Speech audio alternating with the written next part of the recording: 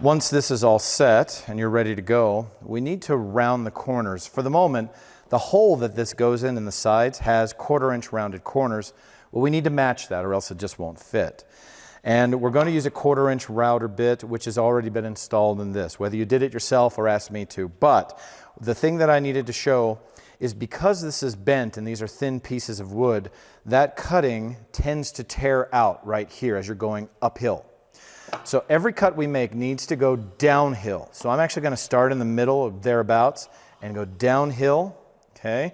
And then to get the other side, I need to go the other direction. That's called climb cutting. Now the problem is climb cutting is it's going in the same direction as the rotation, which is something we usually don't do. But remember, this is taking off such a little amount of wood, you can just hold on to it and push it along the edge. It just rides along the bearing. So watch what I do and make sure my fingers are never wrapped around. They're always on top. If they are wrapped, they're way away, and so I have time to move them as I finish the cut. So here we go. Downhill. And we go here, downhill.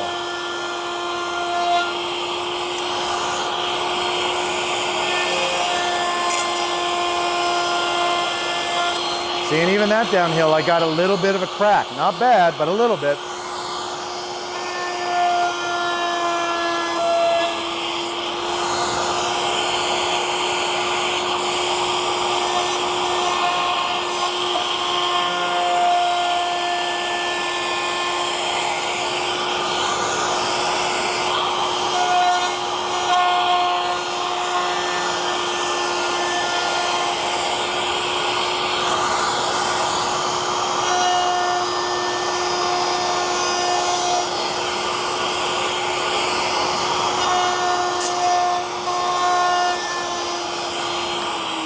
There we go. So through the whole thing, I got a little crack there and another one at the top that I showed you before.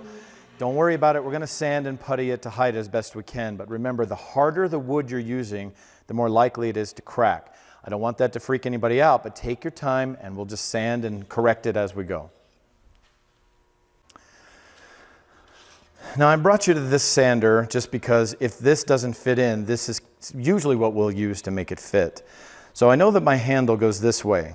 Okay, so it sits like that in the box and the handle goes up. So even though it doesn't fit, I can check it kind of at an angle. It's a bit tight this direction. Now if it's tight this way, that's easy. I can run it through the sander a few times, the wide belt, and it's all in one plane, so I can sand it or plane it down. The other way, so that one fits, I can turn it a little bit sideways this way. Hopefully you can see that. And I can tell I've actually got some extra room. There's a little bit of a gap there, so I made it a hair on the small side. That's fine. That's okay. A little bit too small is okay. Too big, if it was too thick this way, I can't just run this through a machine and fix it. What I would do, and I don't need to do this, but I wanted to show you, is simply turn this on and sand down to about here. About 3 or 4 inches of that has to be sanded off because this stick goes in about this far, roughly. So I need to sand this down and I'll just kind of go back and forth and then flip it over and do the other side until that does fit. So for now, I'm going to go to the wide belt sander to sand this face down and then check and see if it fits. If I have to sand a lot of it off, then you'll have to reroute this 1/4 inch round over that we just did a moment ago. Take your piece, and I assume that you've already checked it. If it is still pretty tight, maybe try rounding it again on the router like I mentioned. That slides in just fine. Okay, so we're good.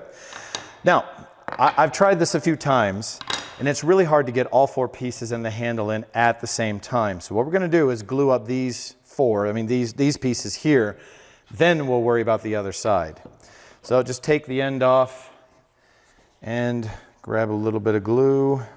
You don't want to overdo it on the glue. And no, we do not glue the bottom in. So don't put any glue there. That fits right back on.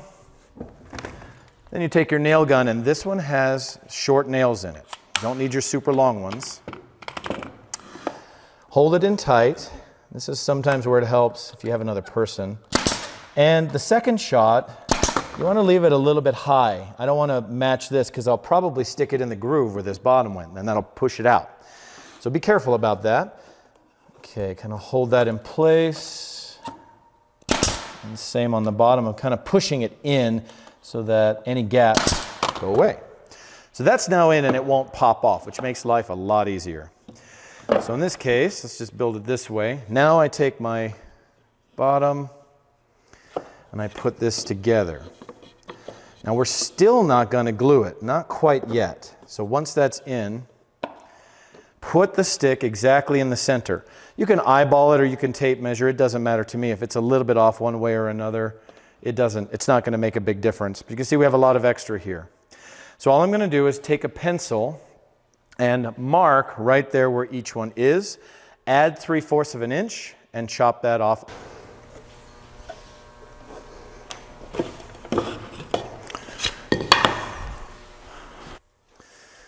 So on here I have very tiny marks, 3/4 of an inch in, make sure the shadow's in the right place, and just chop it off.